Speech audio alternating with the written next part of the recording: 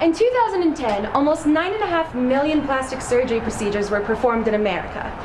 It's commonly perceived that these procedures are done in order to obtain some sort of sick, unobtainable view of beauty. But is this true? Let's investigate.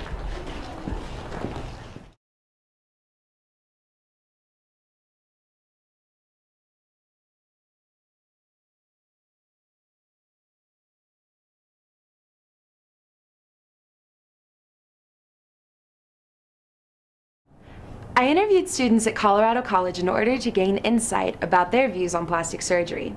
The findings were overwhelmingly similar.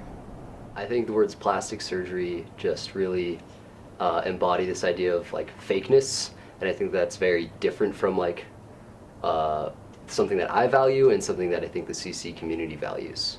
Most immediately like breast implants and then like facial surgery. Well, I think for most people, it would be like someone getting a boob job or nose jobs. I think of gross old women who have like weird faces because they just look so fake and disgusting. It's kind of unnatural sometimes. And obviously, like, I think celebrity kind of issues, tabloids. Clearly, they like didn't think their body was as good as it could be, and maybe they wanted to help it. Sometimes, obviously, I feel like it's like, you know when you hear when someone gets a tattoo, they get addicted to it and they keep getting more? I feel like that's the same thing with plastic surgery. So if someone gets like lipo, then they'll be like, oh, maybe a facelift, nose job. But yeah, generally the females are who get the most media attention and who it's more widely known. Aesthetically focused, more often women. Yeah, kind of snobby sometimes. The terms plastic surgery, I think, come with certain connotations that I'm against. Yeah. It has such a bad stigma, the word it's in itself. I mean, the fact that it's plastic, it means that it's fake, it's not real. Based on my findings, the general public confirms stereotypes about plastic surgery that are often unfounded. Where are these stereotypes formed? To answer this, I sought out sociology professor Kathy Giuffre in order to gain an academic standpoint on plastic surgery. Well, I think one of the interesting sociological theorists that we can use when understanding plastic surgery is Thorstein Veblen, who wrote in The Theory of the Leisure Class that throughout human history we really have seen work as something demeaning and conversely have seen not working as honorific. So throughout time we've seen men especially have as their servants and chattel women, and it's especially honorific if you can even have servants who themselves are not working. It's called conspicuous leisure, having servants who sit around. So servants who have servants gives you even more honor, and women have often provided that role.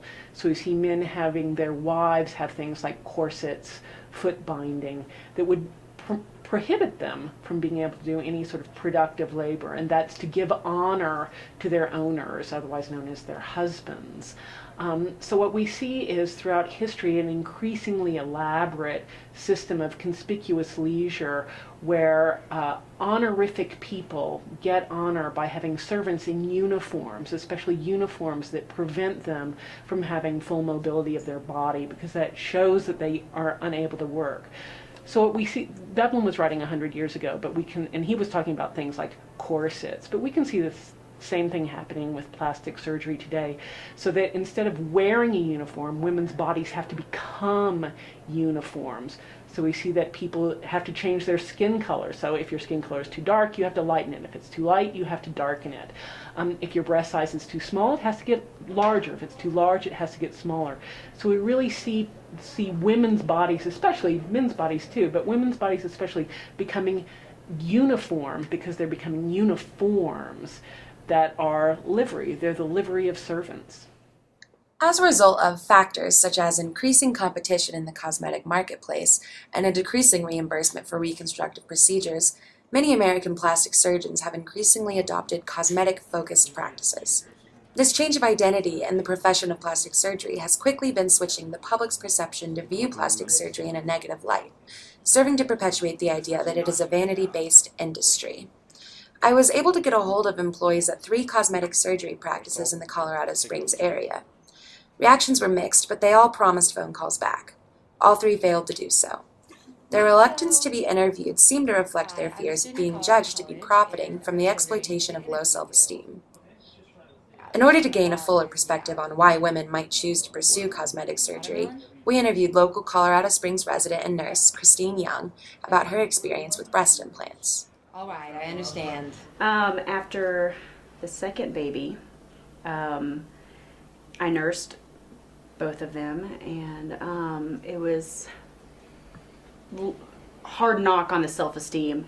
To be very blunt, my boobs lost all breast tissue once I lost all the baby weight and quit breastfeeding, and they were like deflated balloons filled with sand. So it was one of those getting dressed, and you're standing naked in front of a mirror and you're doing the where they used to be, where they are now, where they used to be, where they are now. And so just talked about it with my husband and went for it.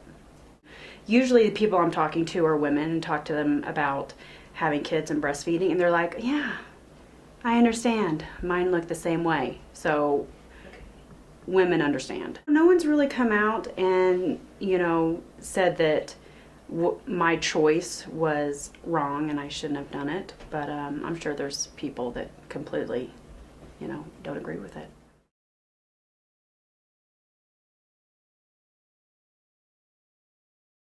When I say the words plastic surgery, what kind of images, thoughts, ideas come to mind? Primarily reconstructive. After someone's been in an accident or having reconstructive surgery for some incident. Great. Do you know anyone who has gotten plastic surgery? Yes, I do. Was it, if you don't mind, was it that kind of reconstructive plastic surgery? Yes, it was. Plastic surgery is not simply a cosmetic, ego-boosting practice. The evidence reveals that in reality, it is actually a more complex issue with many variables. As we saw with Christine, the lines between reconstructive surgery and cosmetic surgery are often blurred. The way that plastic surgery is portrayed in the media makes it seem like the people who get plastic surgery are surgically altering their entire bodies in order to obtain some unrealistic standard of beauty. This is very much in line with Professor Kathy Giuffre's sociological analysis of plastic surgery as a way to achieve a body as a uniform. However, this is not necessarily sought through plastic surgery in the extreme way that the general public perceives it to be. People like Alex and Christine, who have more experience than just common perceptions, have a significantly different outlook than the others that we interviewed. Like a surgeon, cutting for the very first time. Like a surgeon. 10 over 9.5. I mean, lipo, sure. Right? It's a common perception. Is that good? Are you following me right now? Kind of like to reach some sort of No, yeah. of plastic surgery is that the individuals who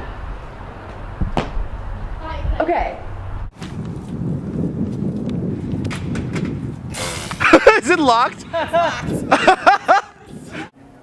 if he wanted to get like a nose job and he really needed it, then like yeah, that's fine. But if he wanted to get like a facelift, that would just be weird. That was it. It was that. Quick and dirty. Yeah. La la la la la la la la la la la la la la la la la la la la watermelon. You don't have to do it the whole time. Watermelons are amazing because they have those black little things that do not know that seeds. They have seeds. Watermelons have seeds, and that's that.